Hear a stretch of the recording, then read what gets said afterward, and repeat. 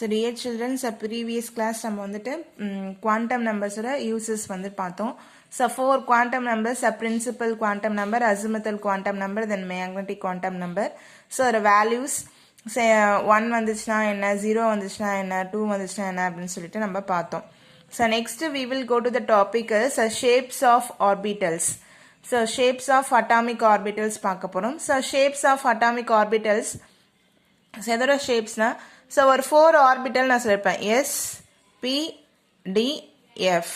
That is என்னக்கா S orbital, P orbital, D orbital, F orbital. So that நமக்கு வந்துட்டு ஷார்டிஞ்சர் வந்து நமக்கு என்ன சொல்லியிருக்காங்க அப்படின்னாக்கா, நம்ம குவாண்டம் நம்பர்ஸ் படித்து முடிச்சதுக்கப்புறம் வந்துட்டு நம்ம இந்த ஷார்டிஞ்சர் ஈக்குவேஷனை பேலன்ஸ் பேஸ் பண்ணி நம்ம ஷேப்ஸ் ஆஃப் அட்டாமிக் ஆர்பிட்டல்ஸ் வந்து படிக்க போகிறோம்.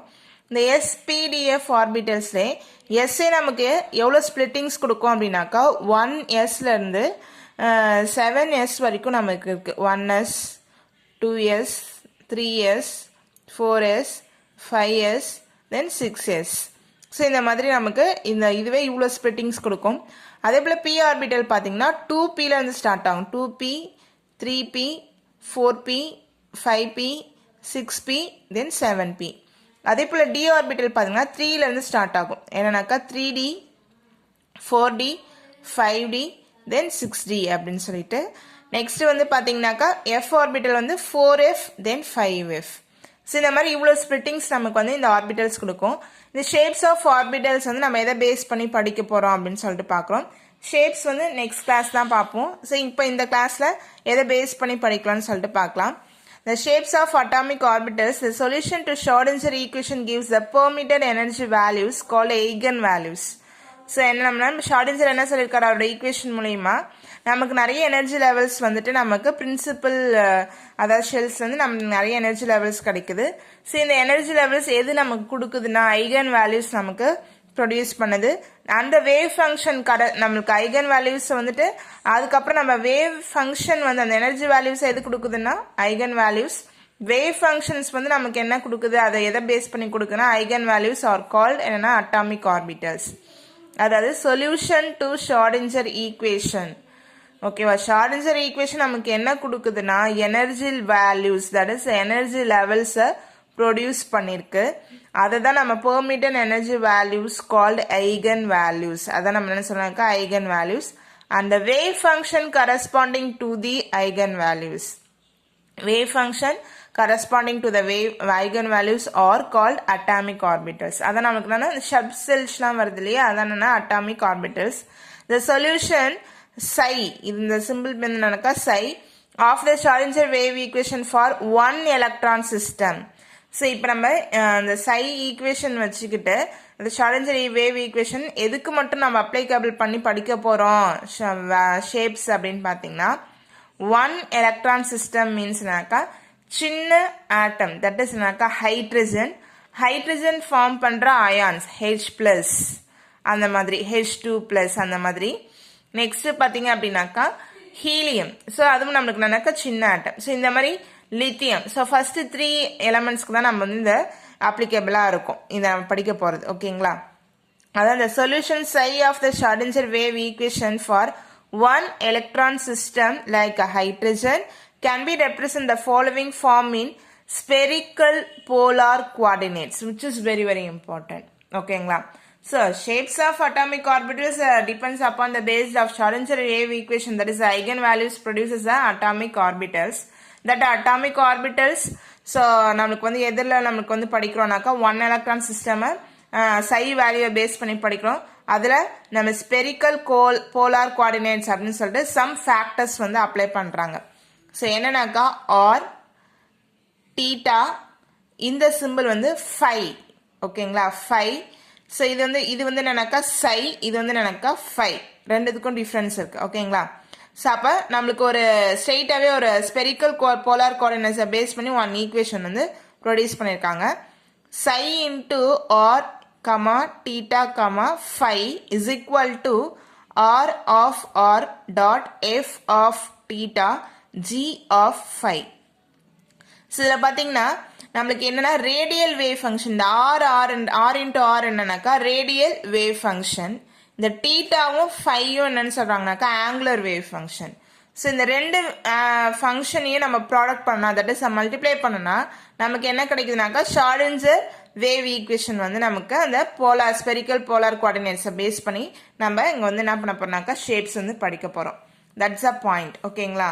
So where r is called radial wave function, other two functions are called angular wave functions. So இங்கே நான் கீழவே எழுதியிருந்தேன்.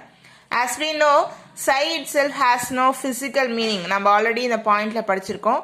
And the square the wave function is related to probability of finding the electron with the given volume of space. So நம்மளுக்கு physical meaning சைக்கு கிடையாது. அதே நம்ம என்ன பண்ணோம்னா சைக்கு வந்து என்ன பண்ணோம்னாக்கா ஸ்கொயர் எடுக்கிறோம். The square of the wave function is related to probability of finding the electron is a given volume of space. இதே நம்ம சை ஸ்கொயர் அவர் வந்து மேத்தமெட்டிக்கலாக நமக்கு எக்ஸ்பிளைன் பண்ணிருக்காரு. சைக்கு வந்து ஸ்கொயர் எடுக்கும்போது நம்ம என்ன சொல்றாருனாக்கா நம்ம நியூக்ளியஸ்க்கு பக்கத்தில் இருக்க ஷெல்ல வந்துட்டு நம்ம இருக்கிற எலக்ட்ரானை வந்து நம்ம என்ன பண்ண முடியும்னாக்கா ஃபைண்ட் அவுட் பண்ண முடியும் அப்படின்னு ஒரு மேத்தமெட்டிக்கல் எக்ஸ்பிளனேஷன் கொடுக்குறாரு.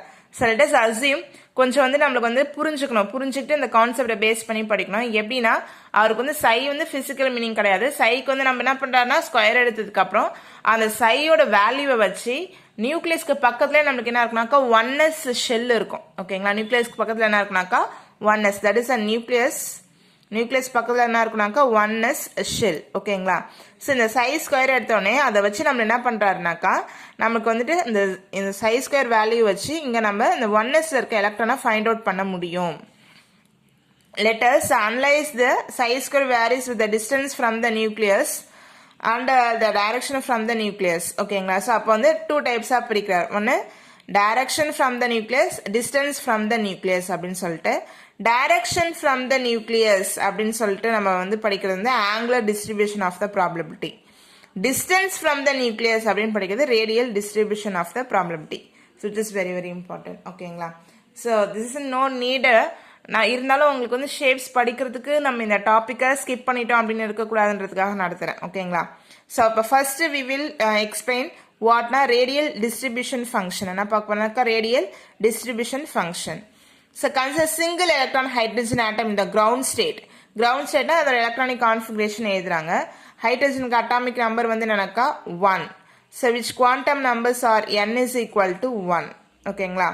ஸோ அப்போ அட்டாமிக் நம்பர் வந்து n is equal to 1. அப்போ அதில் ஒரே ஒரு ஷெல் தான் இருக்கு. That is a 1s. அப்போ 1s n is equal to 1 l is equal to 0. That is it occupies 1s orbital. அப்போ நம்ம ஹைட்ரஜன் வந்து அதில் இருக்க எலக்ட்ரான் ஹைட்ரஜனுக்குள்ள ஒரே ஒரு எலக்ட்ரான் இருக்கு. அப்போ அந்த ஒரு எலக்ட்ரான் எங்கே போய் பிளேஸ் ஆயிருக்குனாக்கா எஸ் ஆர்பிட்டலில் மட்டும் 1s ஆர்பிட்டலில் மட்டும் பிளேஸ் ஆயிருக்குன்னு அர்த்தம்.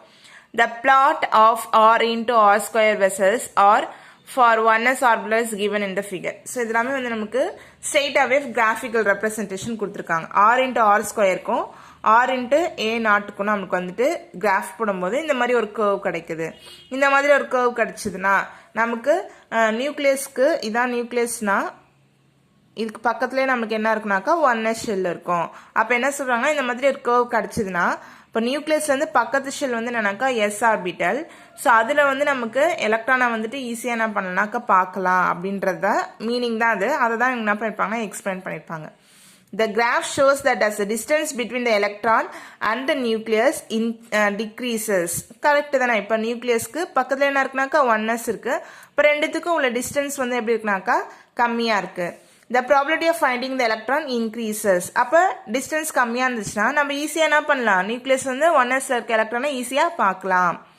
At r is equal to 0, the quantity of r into r square is a maximum. So இதெல்லாமே நீங்கள் வந்து standard value r is equal to 0 வந்துச்சுன்னா இந்த வேல்யூ வந்து maximum. That is a maximum value for chi square in the nucleus. அப்போ நம்ம என்ன பண்ணலாம்னாக்கா ஈஸியாக அதிகபட்சமாக நம்ம நியூக்ளியஸ்லேருந்து 1s இருக்க எலக்ட்ரானை நம்ம ஈஸியாக அதிகபட்சமாக பார்க்கலாம். However, probability of finding the electron in a given spherical shell around the nucleus is important. Let us consider the volume dV bounded by two spheres of radii r and r plus dr. So, இது ஒரு mathematical equations கொடுத்திருப்பாங்க. So, that is how we consider as a nucleus. So, that is considered as a 1s r into r plus r dr. ரெண்டுத்துக்கு எடுத்திருக்காங்க. இது வந்து electron cloud மாதிரி இருக்கும். இது first. நெக்ஸ்ட் இங்க இருக்கிற r plus dr அப்படின்னு சொல்லிட்டு எடுத்திருக்காங்க. வால்யூம் வந்து எவ்வளவு எடுத்திருக்காங்க dV. So volume of the sphere V is equal to 4 by 3 pi r cube. So இதை வந்து டிஃப்ரென்ஷியேட் பண்ணியிருக்காங்க ஓகேங்களா. ஸோ டிஃப்ரென்ஷியேட் நீங்கள் மேக்ஸில் 11th நியூவாக என்ட்ராக இருக்காங்க, டிஃப்ரென்ஷியேஷன் நடத்திருக்காங்களா என்னன்னு தெரியல.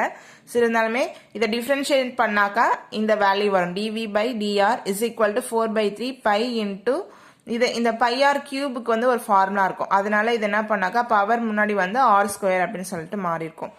ஸோ அப்போ வந்து நமக்கு சிம்பிளிஃபை பண்ணால் dv is equal to 4 pi r square dr.